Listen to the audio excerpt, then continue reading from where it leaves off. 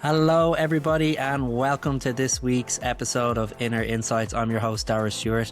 I'm really looking forward to this conversation. I've wanted to have Kat on the podcast for, probably about a year now, and dates have never aligned with such busy schedules, but yeah, it's great to finally be here with you, Kat. Thanks so much, Dara. Yeah, life is it just doesn't align all the time, but we got there in the end, which is the main thing. Yeah, absolutely. So just to give you all a short intro to who Kat is. Kat is a medical doctor, currently training in psychiatry with a background in psychology and music performance. Kat is also co-founder and director of PsyCare Ireland, Welfare and Harm Reduction CLG, and a member of Trinity College Dublin Psychedelic Research Group. Kat, you bridge many different worlds. I'm just so excited to get into it. Oh, same. Thanks, Dara. What was your journey into the work that you're currently doing? Where did you start out this path?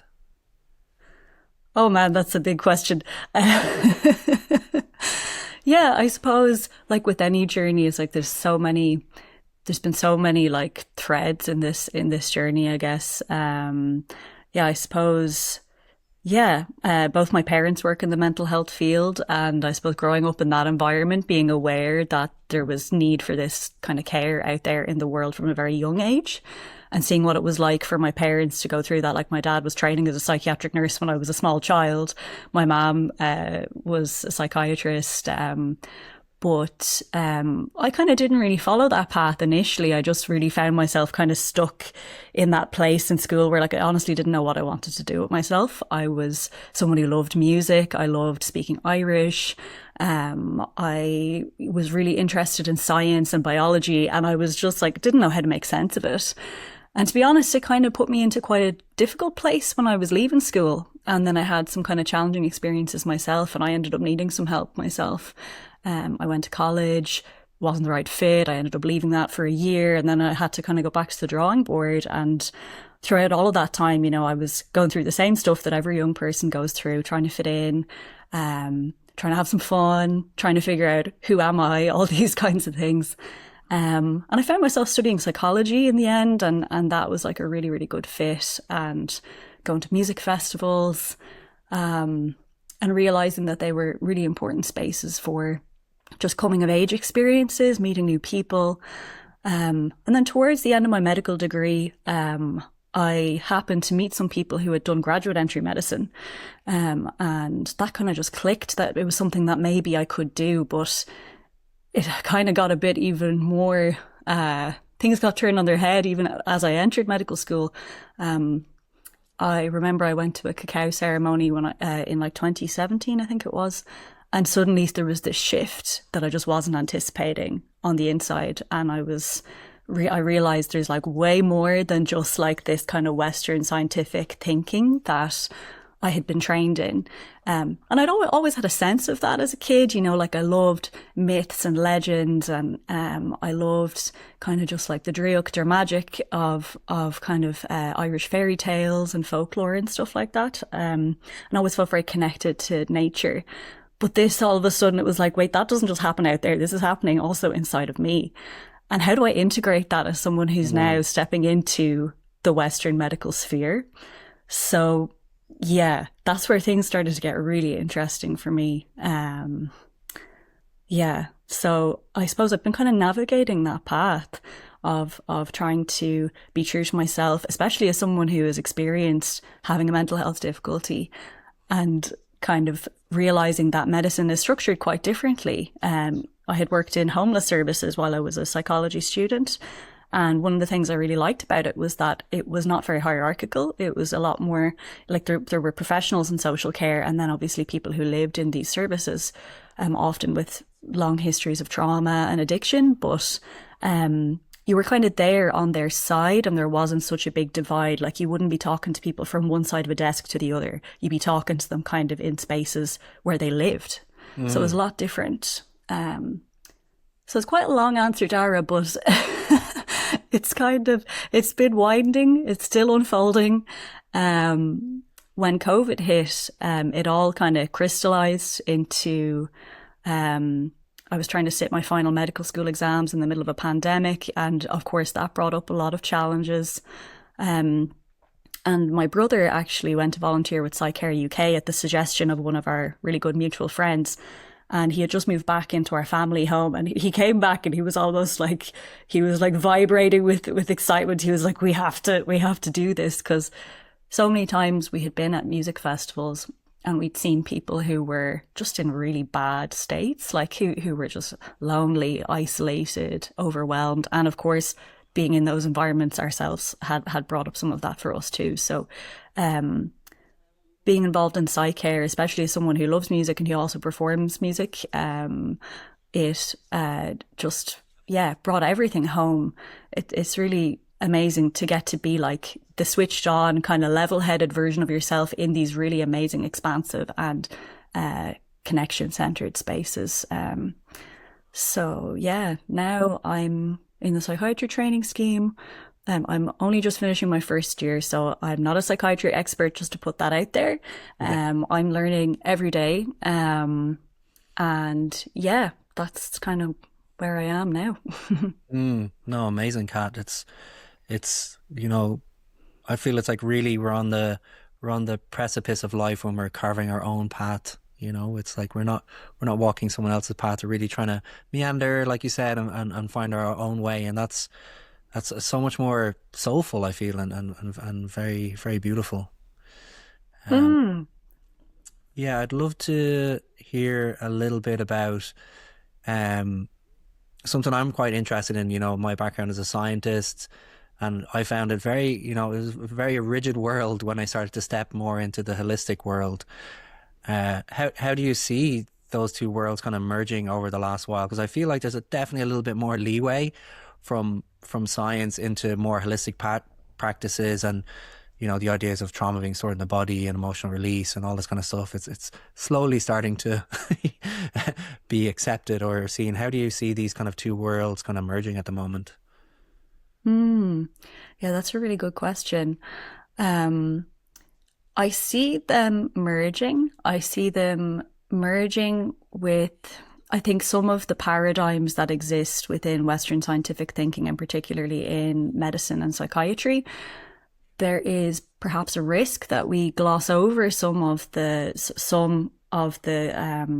I suppose some of the important principles of like, indigenous practices. I see that as quite problematic. I also see sometimes, like even just on Friday, I was delivering a presentation to my colleagues kind of on this topic, about big expansive experiences that people can have. Like I'm thinking particularly in the realm of like psychedelic science here, because I guess that is where people are, where the two worlds are merging quite strongly. But the presentation I delivered was all about people's altered metaphysical beliefs, like beliefs about the nature of reality, the nature of their experience, the boundaries between themselves and others and other things that exist within the universe. And I was kind of monitoring the room as I was delivering my presentation to be like, okay, have I lost anybody? I was talking with one of my colleagues about it afterwards and was getting some really positive feedback, which was really lovely to hear.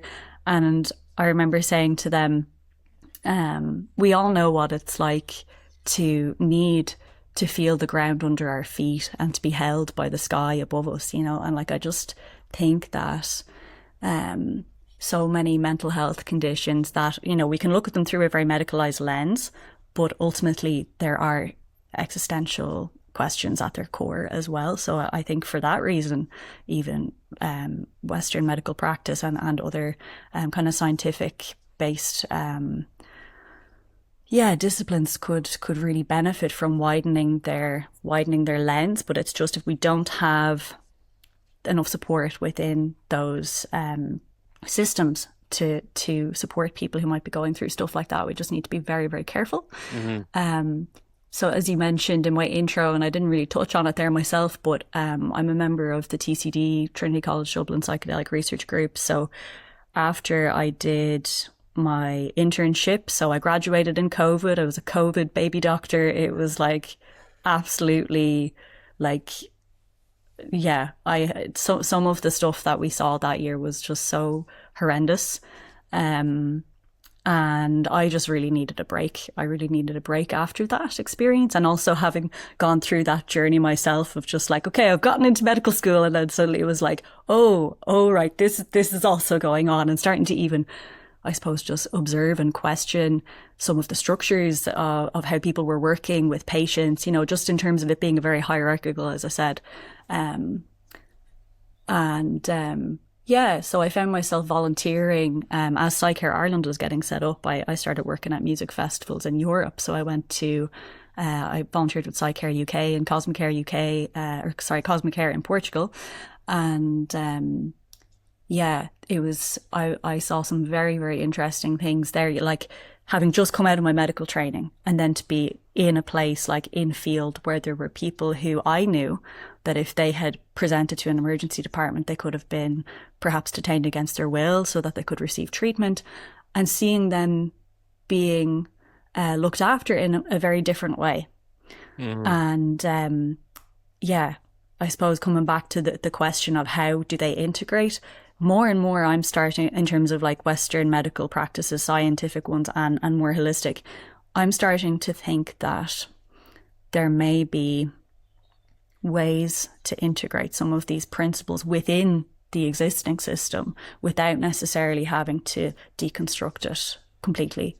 And I do want to kind of touch on that as well, because I think that it's really important to acknowledge, and like for anyone who's listening to this, watching this, who maybe knows me professionally or who, knows me as a doctor or whatever, like I do not think that we need to completely dismantle our healthcare system. It serves such an important function, particularly psychiatry. One of the difficulties that I see kind of on a daily basis is that there are really good people working in these places. They may not have been trained in these holistic ways. I think that perhaps medical training needs to change a little bit. I actually recently saw, my mom sent me an article that Trinity College are bringing in one of their like learning outcomes is how to love, wow, which I thought was really, really interesting. Previously, even when I was a medical student, you got a little checkbox on your marking sheet if you said someone tells you something really sad that has happened, like, bereavement, and you get a little tick on your marking sheet if you say, that sounds really difficult, or I'm sorry to hear that. And it's this robotic delivery, but we're starting to see that change now. Yeah. Like more compassion. And it's not this, exactly. But I think also, in terms of the system, like particularly in psychiatry, like when you think about it, what like in terms of the wider society, when you think about the role that psychiatry, and let's say the more extreme end of what psychiatrists would be treating, people who need treatment because they're potentially a danger to themselves or a danger to other people, that's very much at the extreme end of human experience. And that is what people who work in those settings are seeing every day, every single day. And if we didn't have that kind of function in society, we don't know what the implications would be. It doesn't mean that we can't kind of try fill in, like soften the edges of that a little bit and be like, well, what happens to the people who aren't quite there yet? I really feel that the system is underfunded, the system is under-resourced, and the training could be improved as well. So yeah, again, a long answer, Dara, but there's so many layers to these things. Oh no, absolutely, and that's the thing. It's not so black and white, and there's so much nuance. I really feel that for people who are on SSRIs, there's such life-saving medication for a lot of people. I know a lot of people in the psychedelic sphere are like, don't take any meds or any of this kind of stuff. It's like, no, they're really important for a certain cohort of people. It's not so black and white. We have to understand the nuance of these things. And I feel it as like how can the mental health system, medical system, how can this evolve as we evolve, as society shifts, as society changes, as we start to understand, more about the human condition, more about different ways of working, indigenous practices, how can we honor those? The work of Stanislav Grof and spiritual emergency and altered states of consciousness, and how can these things be kind of brought in a supportive, holistic way as well? Absolutely, absolutely. And I think that, yeah, hopefully just with time. And I think that's kind of psychiatry is really beautiful in the way, like for me, it's kind of makes sense that that's where I've ended up, because as I mentioned a little bit earlier about like kind of loving art, loving science, and having kind of having a way of looking at the world that's not just through one lens. It's not just biological. It's not just psychological. It's also spiritual, transpersonal. It goes and social and environmental as well, obviously, you know, so it's, yeah, more multidisciplinary work, I feel, would really, really help. Yeah, no, absolutely. You know, humans are holistic. There's so many aspects to us, you know, and I know for me, for science, it felt like too rigid and too boxed in. It's like for myself, my own personal journey, it's like I want to explore all these different parts of myself and see what resonates, you know, get into shamanism. Is it some of it magical, mystical? Yes. Do I connect with it all? No. What about this? You know, transpersonal, do I connect with it all? Yes, I love the archetypal stuff. Some of the other stuff I'm like, I don't know, you know. And it's you know, what sticks for one person might not stick for another, but if it's beneficial and positive and helping and healing, then I think that's really wonderful. One point I'd love to touch on is, you know, festivals and kind of dance spaces as healing spaces. You know, these spaces, I've had so much healing on the dance floor. I know many friends have had amazing experiences. People also who work with, you know, or take psychedelics or other substances recreationally have huge experiences, can have deeply healing experiences, but can also have very challenging and dysregulating experiences. So it's really wonderful to hear of the work that you guys have been doing with PsyCare to help support, you know, the more extreme stuff that happens. I'd love for you to share, you know, a little bit more about how did you really get started in harm reduction, and yeah, what really is harm reduction? I know you mentioned about PsyCare in UK and Cosmic Care, but you know, I've been to Boom Festival 3 times. I've luckily never had to use Cosmic Care, but I've heard it's like just this magical space with, you know, psychiatrists, with shamanic practitioners, with healers, with all sorts of, you know, different people in the healing arts, I suppose I'll say, across the whole spectrum. But like, you know, what do those spaces really look like, and how is this harm reduction, you know, benefiting festival goers? Yeah. Yeah, I think the way that the services look, it varies quite a bit across jurisdictions. Like speaking about my own experiences at Boom, for instance, like I've been there on one occasion and it was back in 2023. So even, you know, things may have changed even a little bit since I was there. But yeah, I suppose I'll answer the first part of your question, if that's okay. So, what is harm reduction? So, yeah, harm reduction, I suppose, is a practice or a series of practices. This is just my own definition. This isn't coming out of the dictionary or anything. That recognizes that people engage in behaviors that may carry a certain level of risk. And it's not about telling people not to do those things, but it's about meeting people where they're at and trying to reduce any risk that may be associated with those behaviors. So it doesn't only apply to things like drugs or substance use.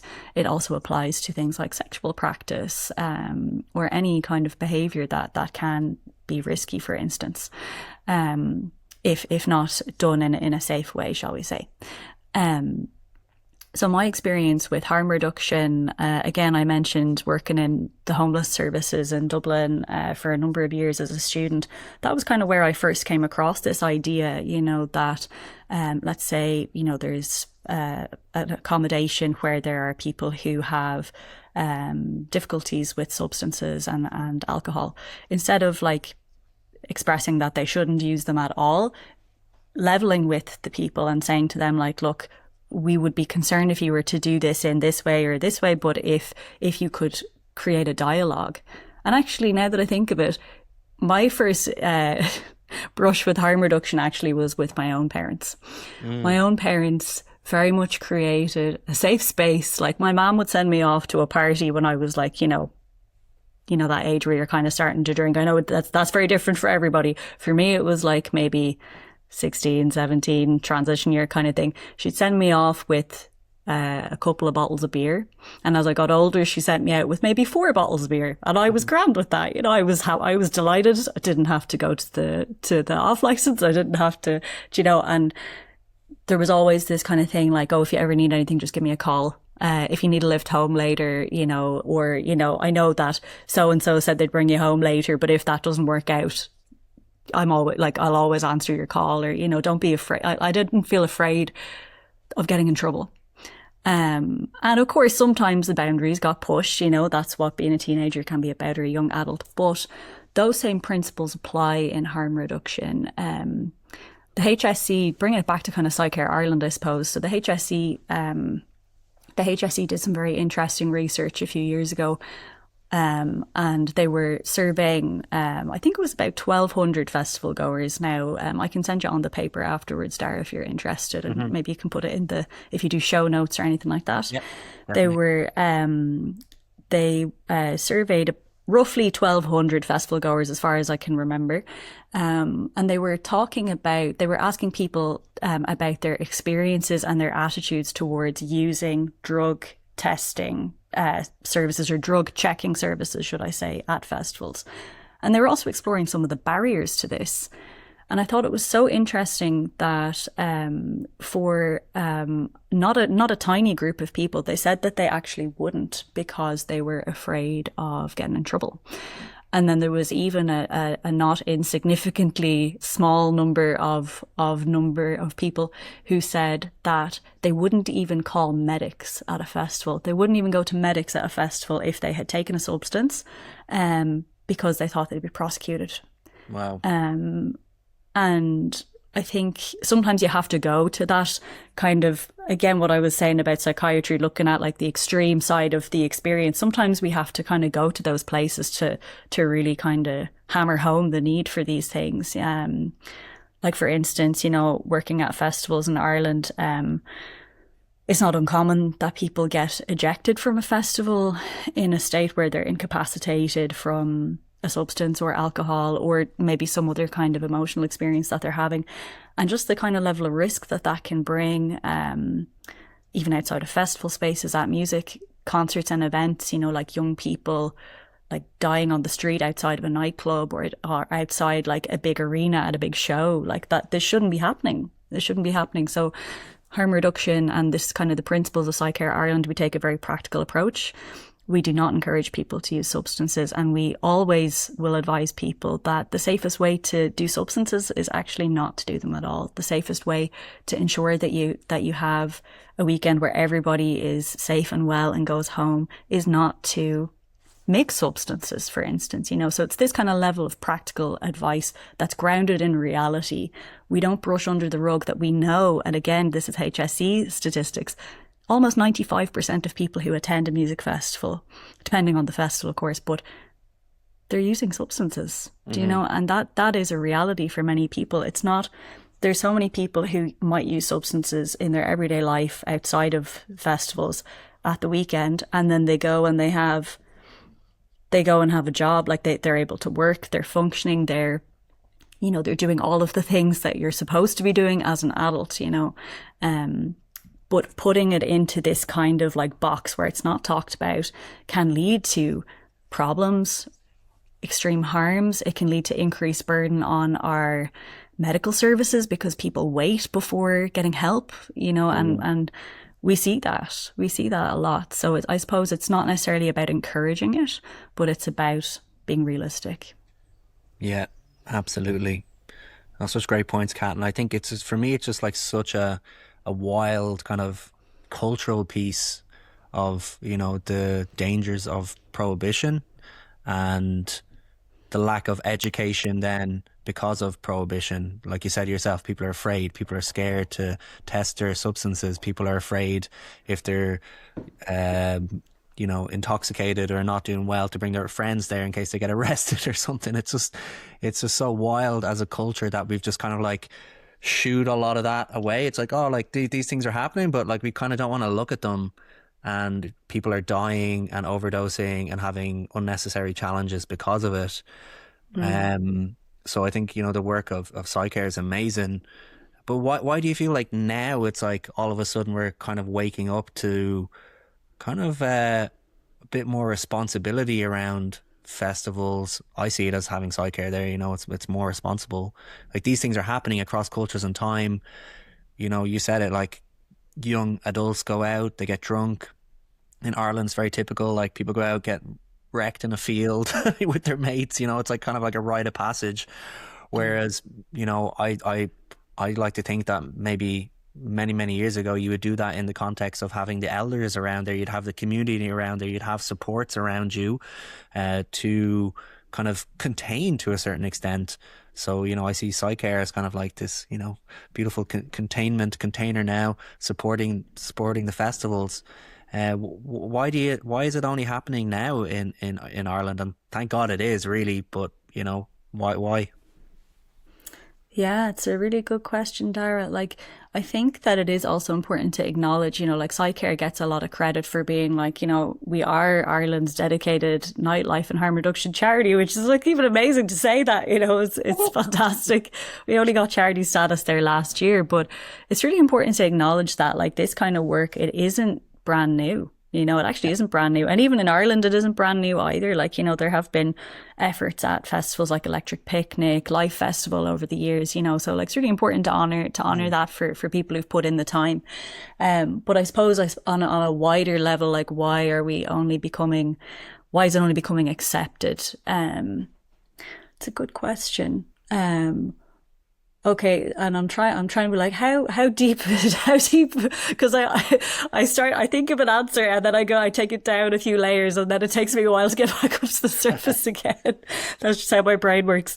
I think that, there's a lot of fear in Irish society, I think, around expressing emotion.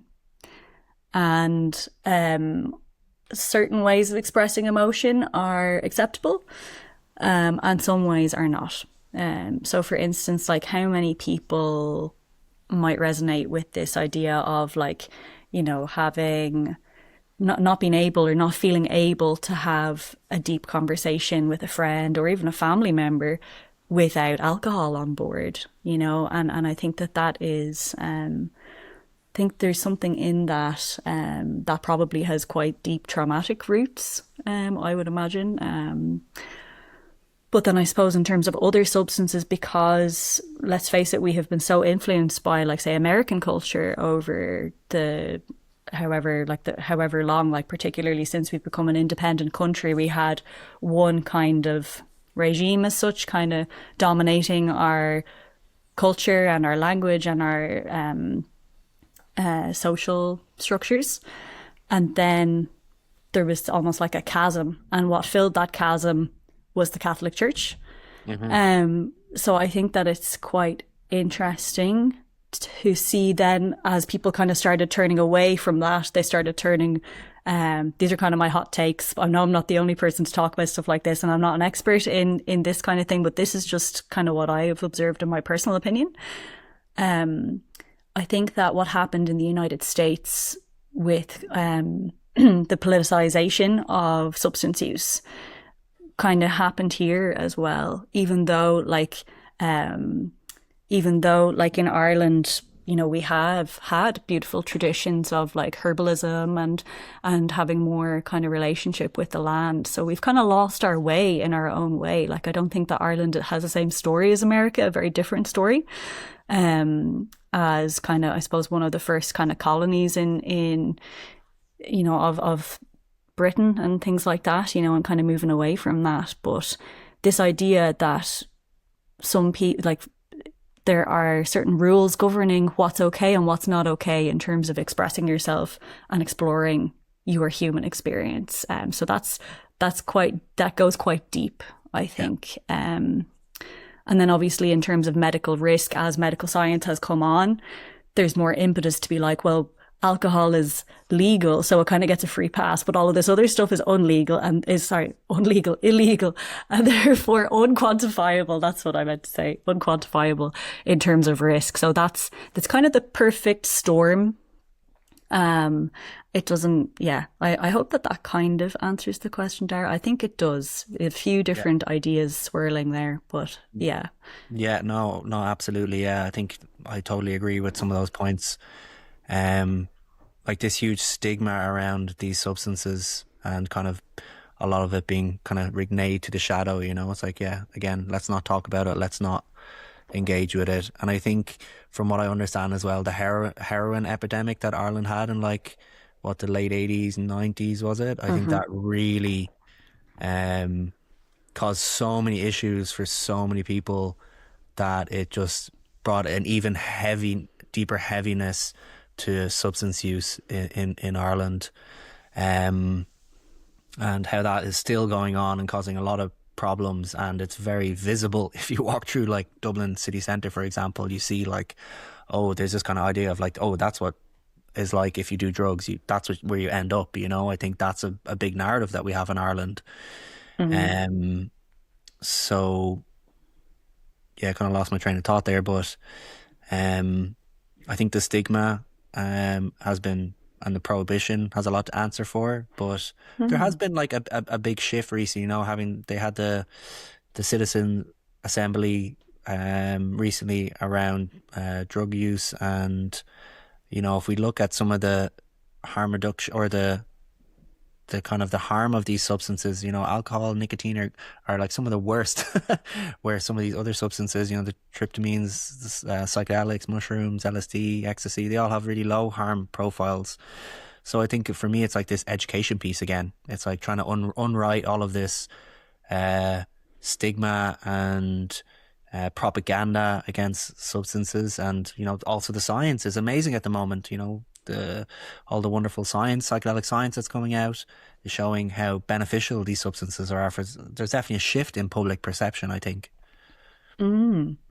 Yeah, you've hit on some really interesting points there, Dara. And I think it is really important to acknowledge like the impact of addiction that it has had on our society, and that it still continues to have on our society. But I do think that alcohol in particular is definitely it's not seen in the same light, and that needs to change. And that is part of some of the research that I'm doing, looking at presentations to the emergency department and trying to look at like what kind of cases are presenting and where does the harm come from, what is the impact on our emergency services. There are also other substances that are coming in that have been here for, could be like 20 plus years, like crack cocaine. Other things like meth is becoming a really big problem as well. And it's not, sometimes it's in like pockets of society where you may not expect there to be kind of such addictive kind of behaviors going on associated with so much harm. Like say, for instance, chemsex is a big part of that as well, and again, that may be people who appear to be functioning very well on the outside, and they might get into it through a recreational setting, but it can lead to severe addiction as well. So look, I'm definitely, I don't say I'm like pro drugs or anti drugs. I'm just here to, I try to just kind of, keep an open-minded and a sense of open-mindedness and a curiosity about these things. And of course, like if something is being harmful, then that also needs to be addressed, and psychedelics, as someone who, like I've been very involved in putting on like 2 large psychedelic science conferences in Dublin in the last couple of years, in Trinity College, co-hosted by Irish Doctors for Psychedelic Assisted Therapy. And we've seen some really amazing presentations. Like recently just gone, in kind of at the end of October, we had David Nutt over, and he was presenting exactly what you were saying there, Dara, about like the comparison of harms between like say alcohol and then heroin, which are, one is legal, one is illegal. They're both really at the top of the harm scale. But then you have things like LSD and MDMA and psilocybin. Like, what is that quote from David Nutt that he got fired apparently for saying that taking MDMA was as dangerous as horse riding. And I think that there's a lot to unpack in that as to maybe who was listening, who was receiving that. Were they people who did horse riding themselves? Who's to know? Yeah. But it's, I guess, just because it was illegal, it kind of really, it wasn't okay for him to say that. So we're kind of, there's so many things going on, and it's so layered and complex, and that's kind of why I'm actually really delighted to be able to engage in like a long format conversation about this. Like I think that some of the messages that we get, and I think that this is also really relevant for young people because, you and I, Dara, like we're around the same age, like we have, grown up, we're that sweet spot of the generation where we didn't have technology when we were small, and then maybe our early teenage years has started becoming a thing. But there are kids today, and all they are seeing about any of these topics that we're talking about is reductive messaging on online social media platforms. And their substance use may be informed by that, their behaviours may be informed by that, but also their social development is being informed by that. And I think that harm reduction also really applies to that. I feel that while a lot of the stuff that I found myself working on over the last number of years has centred around substances, like an external entity that you are ingesting into your body to induce an experience. But more and more, I'm starting to look towards practices that don't involve that, like community is medicine, and looking at, things that we already have, like breath, like using the breath, music, those kind of communal spaces. Don't get me wrong, like I do believe that psychedelics, it may be important for kind of stepping over a particular threshold for some people, and it can be very healing. But just seeing the amount of challenges, like having worked in psychedelic clinical trials myself and having being in PsyCare, there's so much to navigate. And it's like, well, hang on a second. We even do great work in PsyCare when there's no substances involved at all, And it's like so much of the amazing thing about what we're doing is actually, even for the volunteers, feeling part of a community. And it's like, okay, well, there's something else going on here as well. It isn't just about the potential benefit of a substance. It doesn't have to be all about the substance, it can be about what is it potentially pointing a person towards, Absolutely. I kind of see like the psychedelics and a lot of these substances as like rites of passage. You have them. They can be so transformative. They can change your whole life direction, how you see yourself, how you relate to yourself and others. And even and then it's kind of like, all right, how do we have the more grounded practices after, or how do we integrate that into community and day to day? Even Timothy Leary said, once you get the message, hang up the phone. You don't need to keep going back. But the problem I feel is with the education and the stigma and the prohibition, I think maybe young people aren't really hearing that, these substances, psychoactive substances, can be very addictive. Ketamine's addictive, cocaine, extremely addictive. I've heard so many people having cocaine use disorder and issues with that in life. In chemsex, you said it there, and nights out, always revolving around going for the bag and that kind of thing. It's like 1 point, 2 points, and then you're leading into that, and how these behaviors can actually cause so much issues, and maybe people aren't even aware about it or even how to start to get help about these things. But I think, we need to kind of like have the education piece as well for people. No, 100%. And I think that the education, that is a big part of what we do at PsyCare Ireland. Like one of the new initiatives that we were awarded a grant last year for. It's called the Night Programme, and we're going to be going out into communities across Ireland, not just in Dublin, because many of us happen to live in Dublin, but it's great to spread that work far and wide. And it's not just for people who want to volunteer with us at a festival. It's for people to take that information and disperse it out in the community. So it could be like, out in local nightclubs or house parties, because realistically a lot of a lot of substance use up and down the country. You know, it might be happening in big places like festivals, but a lot of it is happening indoors in people's private homes too. You know, it's important to remember. That's a really good point, and I'd like to touch on as well. What do you think of how is the state of Ireland's club culture and night culture at the moment? You know, I'd followed many of these kind of campaigns, you know, give us the night, and campaigns trying to get longer opening hours, and it's frustrating. You know, I love clubbing, I love going having a good night out, but like, you know, having to go home at 2:30 is such a nightmare for many logistical reasons. Everyone at the same time, and you know, your night's only getting going at that time, especially if you've been to international clubs or go to festivals. But also I think a lot of clubs are, and maybe this is just an Irish thing, that would, you know, there's always an excess. You know, it's like you got 4 hours, you got to get out there, you got to hammer everything in super fast. You know, have your alcohol quick. If you're taking substances, have them quick, and it just causes just an unnecessary burden on everybody involved. Because I know you DJ, and you're part of a collective, is it, of DJs as well? But I'd love to just hear your kind of thoughts on like, where are we at in 2026 Ireland club culture? Yeah, I think that similar to, I guess, like this idea of you know, there being particular rules about what's okay and what's not okay, about like, you know, expressing emotions and exploring perhaps yourself or your consciousness, that we're also seeing those principles unfolding in the Irish club scene and the nightlife scene in general.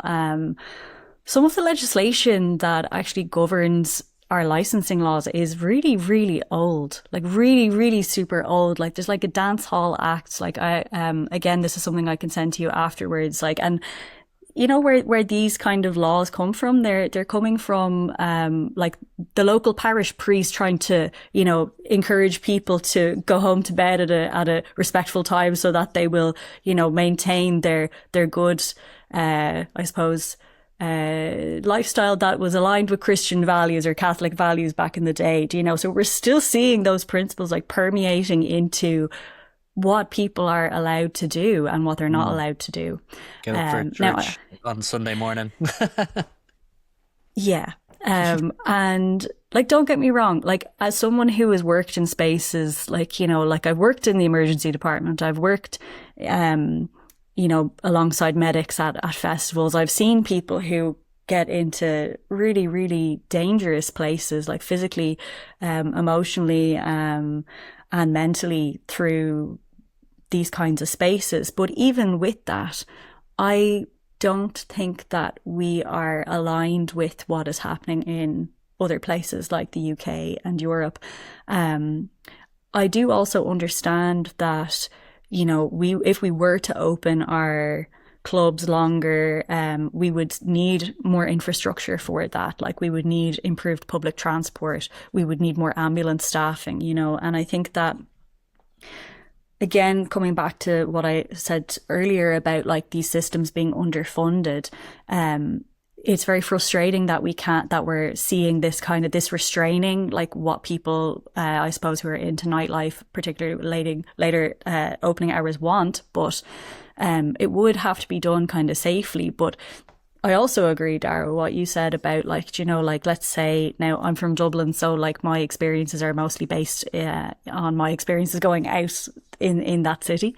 But the scenes at 3 a.m. on Dame Street, the scenes at 3 a.m. Camden Street, Harcourt Street, everything closing at the same time, it doesn't make sense to me. It really doesn't make sense to me. But yeah, it's a tricky one, you know. And again, as a musician myself, like, yeah, I DJ, I'm part of a collective called Shimmer. And it's a group, myself and my friends, we put on nights every so often. And it's mostly around like community, and we play all sorts of different music, like house, disco, garage, loads, electro, so many different genres, you know. But yeah, it is kind of challenging, you know, because I very much see it from that perspective. As you said, it's like coming up to 2:30 and there's this pressure then of like, well, everybody's kind of having a great time now, and what are we supposed to do now? But I do think that sometimes that can further fuel that kind of unsafe substance use that's happening in private spheres where people are afraid to seek help. Like, say, for instance, the afters or the after party that's invariably in somebody's sitting room, and, you know, they're paying however much rent, you know, and they're trying not to annoy their neighbours or wake up their neighbours. If we had club spaces that were adequately staffed with harm reduction training, I feel like there actually would be less risk potentially in some of the behaviours seen there. But it's just, there's so many things that I think would need to happen for that to come into reality in a way that wouldn't lead to severe backlash from services like Gardaí and the ambulance service and that. So it's quite a complicated issue, but it is something that I think there is some interesting progress being made on. I really, really respect the work of Give Us the Night. I've been a big supporter of theirs for the last number of years. And yeah, I actually would love to kind of move into this space as well myself. Like, I do kind of see myself as an advocate for health and safety and well-being, not to be like, you know, like the, you know, bringing everything down or always talking about risk, but like being like, okay, well, how can we do this in a safe way? Because there has to be a way. There's always a way. And it comes down to, I suppose, just final point that people are doing it anyway. And do we want people to do it in a way that is safe, where they can feel supported? Like, even just at PsyCare, we always hear people saying things like, I was so relieved when I saw your banners, or when I saw online that your service was going to be at this festival, because I knew that the stuff that I was going to do anyway, I just felt a lot safer. I felt a lot less on edge. And that feeling of being on edge can actually be what leads to people reaching for the bag again, or like doing shots when they've already had whatever they've had, you know. So that's amazing, Kat, to hear. That's like probably, I think, fuels the whole organization here, and stuff like that from people, you know. It's like, this is really the why you guys are doing it. Ultimately, it's to let people enjoy themselves, have better times, you know, safer times. And I think, yeah, the Give Us a Night, a great campaign. And I know for myself, you know, being in a lot of sex positive space and having like consent people around just makes everyone just feel a little bit safer. You know, if there's an issue, people can go and have a chat and have a talk about it, and it's not this like shadowy thing that nobody talks about, and it's kind of like you're brought into the light. All right, how can we have a conversation? How can we support? You know, and maybe someone's there and in one of those spaces, and they think they might have overdosed or taken too much, and then you're there, and that person doesn't have just a big freak out on Dame Street at 3 a.m. in the morning. You know, it's kind of like, it just, for me, it just makes so much sense. And then as well, like you touched on the house party thing, that for me is really interesting, because I haven't really thought about that so much, but I just know that it's expensive to go out in Dublin now. And a lot of people are, you know, having like, I've seen so many like raves on beaches and under like M50 bridges and up the mountains, and, you know, house parties and stuff. And that's kind of, I think that's the next generation of young people aren't going out and paying like €30, €40 into a club and €10 pints. They're kind of taking that into their own hands. So it's like, how do you meet that cohort of people now as well?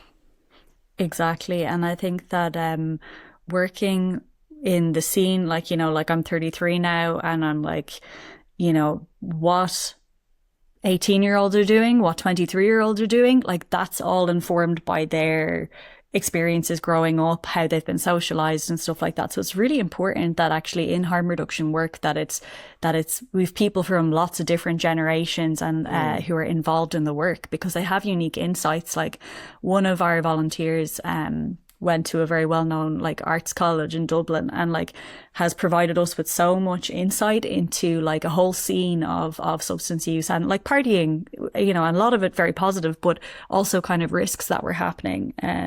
So it's really important. Like, there's no one size fits all. Yeah. And also by that same token, like, and I did want to kind of bring it back a little bit to talking about, like, I suppose that the bottom line, like the undercurrent of this is human connection. You know, like so many people we help at PsyCare, they are they're not always after taking a substance. A lot of the time they're actually not, or it might be more that they've had a challenging experience in the week leading up to a festival, or perhaps they got some bad news or had kind of some difficult times with friends while they were there. And oftentimes, like, having that mix and that diverse balance of people in the PsyCare tent, because earlier you asked me, like, what does the PsyCare tent look like? We always try to have a mix, a very good balance of like different genders, different age groups. And similarly, if something isn't working, let's say someone comes in and they're very triggered because they see someone who reminds them of somebody else or something like that, that we can switch it up and be like, okay, well, let's change up the energy just a little bit. But the sad thing is that we don't have these options in our healthcare system, do you know? And I just think, like, I don't mean to say that, like, as I said, I don't think that the healthcare system needs to be completely dismantled or anything like that, but it's just that I would love to bring some of the principles that I've seen work really, really well in these spaces into more kind of, I suppose, mainstream mental health care. You know, it's going to take God knows how many years for that to happen. But even like training and active listening, for instance, is something that we do for our volunteers. And I think that a lot of medical professionals could really use that. Like, some of the training is, as I said, is very good, but yeah, lots of principles that are kind of more possible out in, I suppose, the wild of festivals or yeah, that kind of thing that could potentially positively influence mental health care across the board. Yeah, no, absolutely. For me, it's kind of like this, I don't know if it's like this cultural or community, lack of kind of community across culture at the moment. We're lacking this kind of like emotional support. I don't know if it's like, I also think maybe it's also a spiritual aspect as well. I know there's a huge vacuum from the Catholic Church being lost, so people are out there having existential crisis and mystical experiences and spiritual experiences and don't know who to go to. But it's kind of like across culture and community, there's like this space is kind of like almost empty, so to speak. It's like, who do you go to talk about these things? And you know, now there's PsyCare at festivals, so it's a great point that it's not also having to be like substance or drug induced. It can also just be like, you know, someone having a really challenging emotional breakdown or mental health breakdown, that you guys are there to support. But yeah, you're so right as well. Like, zooming out, looking at society as a whole, it's like that space of like going to the priest and sharing about, you know, your challenges and difficulties is kind of gone for young people now. You know, not so many, I even know, like, not so many young people anymore are going to the pub, which would have served as like the community social piece where you would have got to check in on your mates, and even though it's over pints, you know, you got to meet each other, check in, and that doesn't happen so much anymore. So there's this kind of like isolation, I feel, in society, and people are really left alone with these burdens and these challenges. And I know from the men's work I've done, it's like, you know, so many men taking their lives by suicide because they're isolated, feel alone, and are holding these burdens and can't go and share them. So yeah, I think it's really important work that you guys are doing. It's absolutely amazing.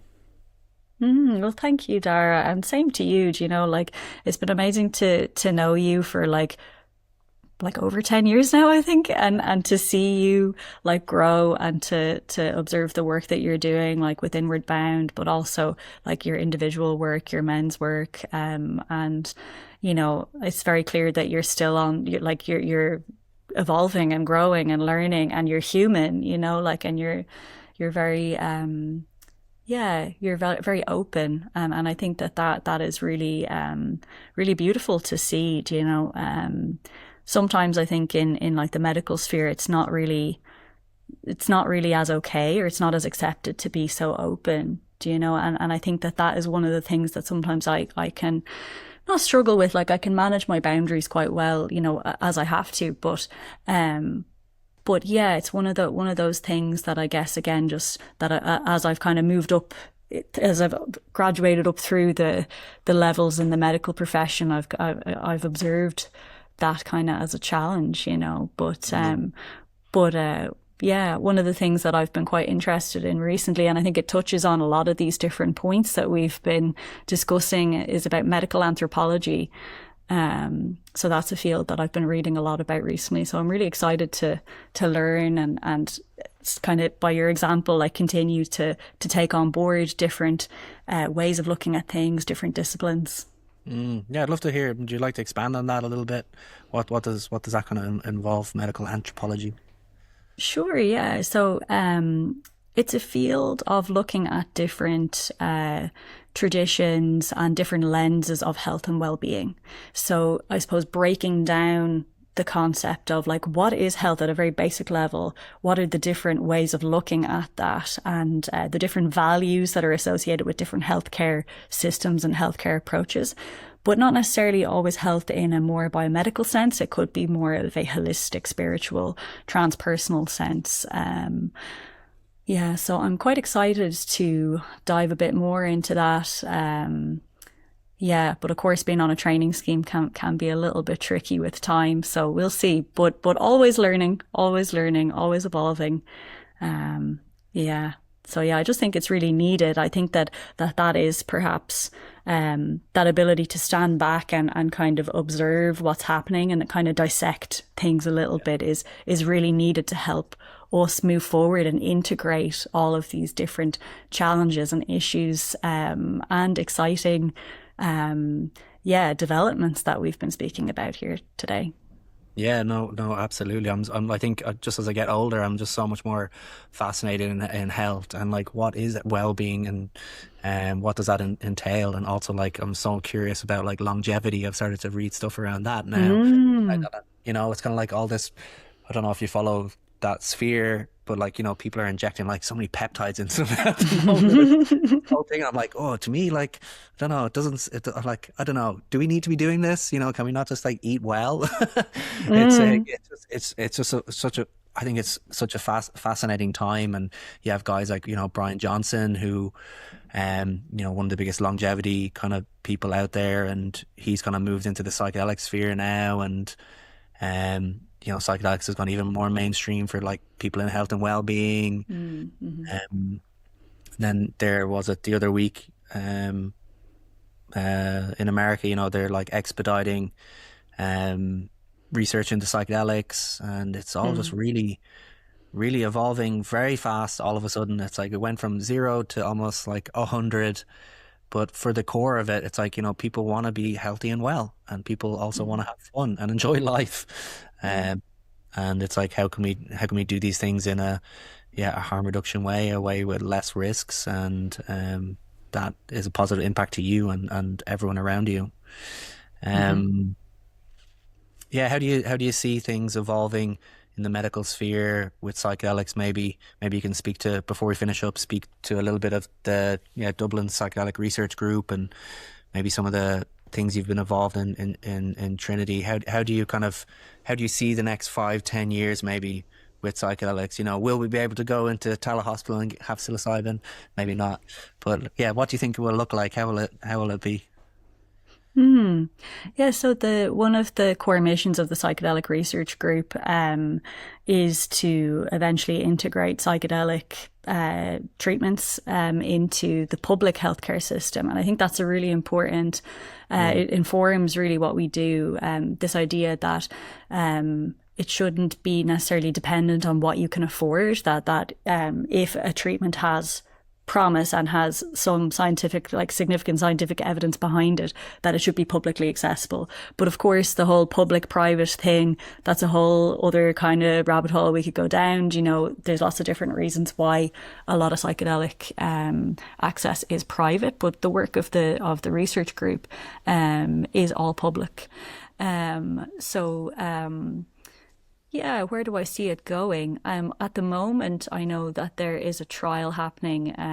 My colleague, Dr. Lisa Coakley, has taken over my previous role as a sub-investigator because I'm now on the psychiatry training scheme. And they're currently recruiting, looking for people who've had a partial response to an antidepressant. So previous trials that we have done, and again, this goes to show the development of the field. Previously, it was thought that you shouldn't take an SSRI, for instance, if you're going to take a psychedelic, like in a trial. But this trial, they're exploring what that might look like. So that's one very kind of interesting development that's happening. And more and more, like personally speaking, I suppose, I think that I would love to see the expansion of kind of the psychedelic field in general to not only focus on psychedelics, as I've said. I think it would be great to expand the focus to look at enhanced or altered states of consciousness in general. I know that, for instance, the Psychedelic Research Group, they have another trial coming up looking at psilocybin for cocaine use disorder. Like that's going to be really, really fascinating. But I do also think that I'd love to see stuff like, Dara, like the work that you're doing, for instance, like men's work. Like how could that be woven into, you know, communities where there's addiction or spaces where there's that kind of, I suppose, harmful use of substances happening. Yeah, so it's very exciting. I do think that still legally there are a number of barriers happening. Like, for instance, even drug checking services at music festivals. We didn't really get into that so much in our earlier conversation, but there are barriers to having front of house testing where you get your individualized result back. And that seems to be happening at more of a legal kind of policing kind of level, as far as I can tell. You know, so there needs to be there's a lot of kind of stakeholders that need to be brought in along the way. At the Psychedelic Science Conference, just gone in October 2025, we had some open circle discussions where I was moderating, and one of them was about the future of psychedelic assisted therapy in Ireland. And one of our speakers, Annie Baker, who has worked in psychedelic clinical trials for the last 7 or 8 years, she said that she thinks it's going to be maybe 5 to 10 years before we realistically see psychedelic assisted therapy in Ireland. And I feel that that's probably a realistic estimate. There are some times when I feel really optimistic, and then there are other times when I'm like, maybe it's no harm that things are moving at a slow pace, as I said. And again, just to circle back to, you know, my own thoughts, what I've seen in the field, what I've seen, you know, at PsyCare, I'm not sure that psychiatry is equipped to deal with people who have, for instance, ontological shock. You know, people who have had, you know, they go from, as you said, Dara, this vacuum where they've had no kind of sense of meaning, and it's like, you know, scientific materialism and like, if you can't measure it, it doesn't exist. That is the realm, that's their frame of reference. And then they go into these really expanded states that challenge their sense of reality. So personally speaking, I think that we're on a really beautiful journey, and I'm happy for things to take as long as they take. I don't think that we need to be pushing these things through just yet until the systems can accommodate. But I do believe, kind of to sum up kind of our conversation a little bit, that it needs multiple perspectives, it needs education, it needs harm reduction. Amazing, Kat. Thank you so much. I think we'll leave it there. And many amazing points. We probably could go on a lot longer, but your time is precious, and you've probably done a lot of nights recently, so we'll probably wrap it up there. But thank you so much, Kat. It's been a pleasure. Some really amazing points in there. What a great conversation. And where can people find out about your work? Sure. So I do have an Instagram page. It's not a regular doc. You can just find me, my full name, Dr. Kathryn Ledden. If you're interested in music, my collective is Shimmer Dublin. So yeah, thank you so much. Great. And also, sorry, the Psychedelic Research Group, we also have a web page on the TCD website. So yeah. Great. And PsyCare too. And I'll add and PsyCare, yeah. I'll add all those into the notes, because I know there's probably lots of volunteering opportunities for people over the summer, and you guys are hosting a lot of wonderful trainings. I think you had a training up north for the first time, was it? We had one in Galway. There's other projects kind of burgeoning up in the north, and we're having a Dublin training on the 9th of May. So yeah, our Instagram handle is @PsyCare Ireland. Amazing. So I'll drop them all in the notes. So thank you everybody for listening. If you made it this far, what a wonderful conversation. Let me know your thoughts in the comments, and until next week, I hope you have a beautiful week. Go on, more. Take care.